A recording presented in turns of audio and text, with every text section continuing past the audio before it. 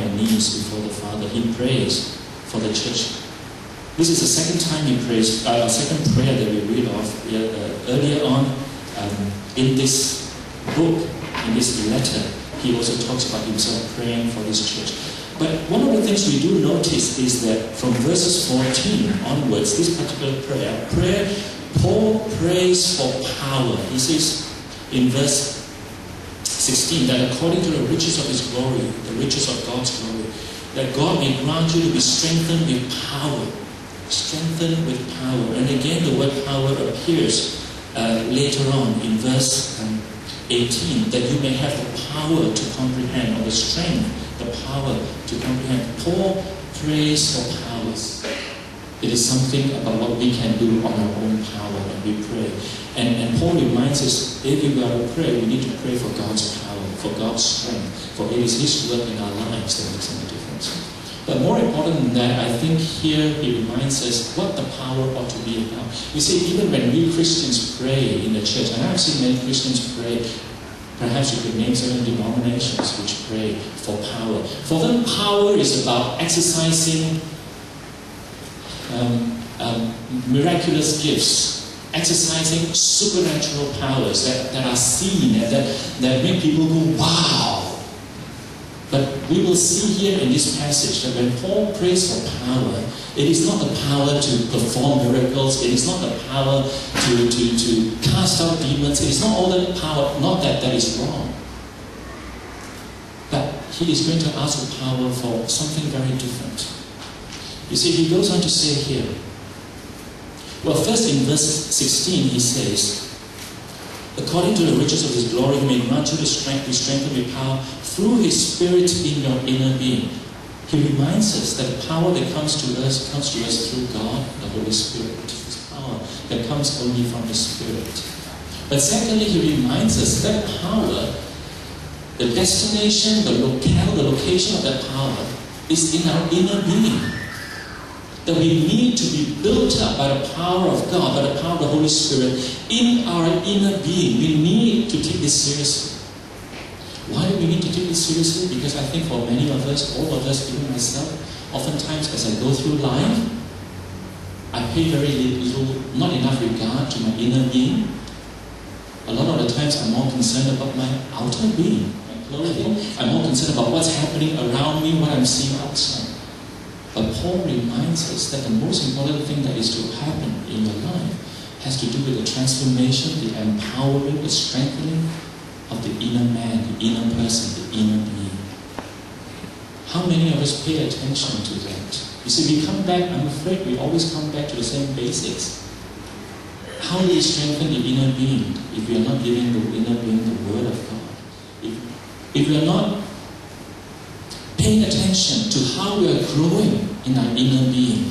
See, the inner being is related to the idea of what is the essence of who we are as human persons created by God. So every once in a while, what's my inner being like? My inner life, my inner person, that who I really am. Have I been paying attention to that and seeking change in that? Or am I too busy with my outer being? Presently, or indeed in the last 10, 20 years, has been the industry of cosmetics. I don't know how many hundreds of billions of dollars are spent every year on cosmetics around the world. That's a booming industry. Why? Because we're concerned about our outer being, our external being. 5 years ago, you didn't see many gyms around, but now I know that in BM town itself, there are at least 3 or 4 gyms. None of you look like you go to gyms, I know. But we're so concerned as a generation, as a people today, about our outer beings. But the Bible reminds us what is really important is our inner being. Paul says in 2 Corinthians, I think, chapter 14, he reminds us the outer being is passing away. It is the inner being that is important, that we need to keep up. Inner being. And I think he comes up with these 2 major purposes. Why do they need to be built up in their inner being? He says, number 1, in verse 17. In verse 17 he says, so that Christ may dwell in your hearts through faith. So that Christ may dwell in your hearts through faith. He says we need to be built up in our inner being so that Christ may dwell in us, dwell in that place, dwell in our hearts. Dwell on this word, dwell. What is the meaning of the word dwell? It means to take up residence, to take up permanent residence. As I've been thinking about this, I just realized that in the last 8 or 9 years, since I left my job in Ipoh to start my studies in the seminary in 2003, my family and I, we've actually moved 3 times already, moved house. And now next month we'll be moving a 4th time within this short span of just 8 or 9 years.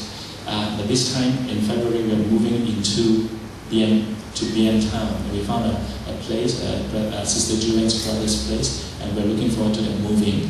I'm telling you this now so that when I call you and say I need help to come and clean, you don't act surprised. Yeah, Pastor, I'm not free lah. You know, I have to go to the hospital for a checkup because no hospital. Come and clean my house first, and then we will talk. No, we've been moving, and the last few years we've been moving. In Ipoh, we moved because when I came to the seminary, my family was still in Ipoh. We moved out of the house we were in for safety reasons. Moved into a condominium instead because of security and all that. Because my wife and daughter were left behind, and then we moved again, and then we came to Penang, and then the first couple of years we were renting a place. We moved. After that, we moved to Tanjung Bunga, where we found our own place. We moved, and now we're moving again. So it's a lot of moving. But one of the things you find, of course, that when we come into a new house, what is the thing that you do? Over time, you begin to make your house into your home. Perhaps you might start to do a bit of renovation according to what you want the house to be like. You might tear down a wall or two. Julian, I'm telling you now, I'm not going to tear down your brother's house. You might tear down a wall or two or put up something else, or you might put in certain furniture and decoration. What you try to do is to make it your home. And I'm sure if I walk into your house will be a reflection of who you are, you know, and you all will have different ways in which you make your house at home, and it will be a reflection of who you are. It will show that this is your house. This house reflects your King. Paul says that you may have the power of the Holy Spirit in your inner being, so that Christ may dwell in you. So that Christ can make his home in you. But notice that in the same way we go into our house and we turn it into our home by changing things, by shifting things, by breaking down certain walls, by cleaning up certain places. In the same way Christ makes himself at home in your place by doing the same. He wants to renovate your heart, your life. He's going to go into every room, every space, every corner and say, what about this? This needs to be cleaned out. This needs to be changed. This needs to be given over to me, otherwise I'm not at home in this place. Lives will truly be a home for Christ. That Christ will make it into his home where he is always at home. And that's very important. I don't know how many times we pray in our own lives that God will help us to truly turn our lives around in such a way that Christ can truly be said to be at home. Last, to comprehend how wide and how long and how high and how deep is the love of Christ. That you may be able to know this love that surpasses all knowledge. So Paul, the second purpose that he wants us to pray for the Ephesian Christians is that they will be, that God, the Spirit of God will come into their lives such that they will be changed in their inner being, so that they begin to comprehend, they begin to understand, they begin to know how wide the love of God is. He reaches out for a way to describe the love of God. He says, how wide? You see, earlier in chapters 1 and 2, Paul had spoken about the love of God. As we go back to Ephesians chapter 1 and 2, why? How long it is, because Paul has spoken again in chapters 1 and 2 about how God's love had been there from eternity. These were the words he used, from the very foundations of creation of the world. Right there, it's been that long, from eternity to eternity. This is how long God's love is. And then he says how wide, how long, how deep is the love of God.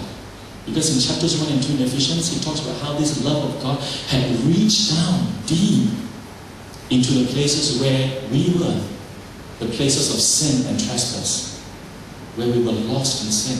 And he's reached so deep down to bring us out.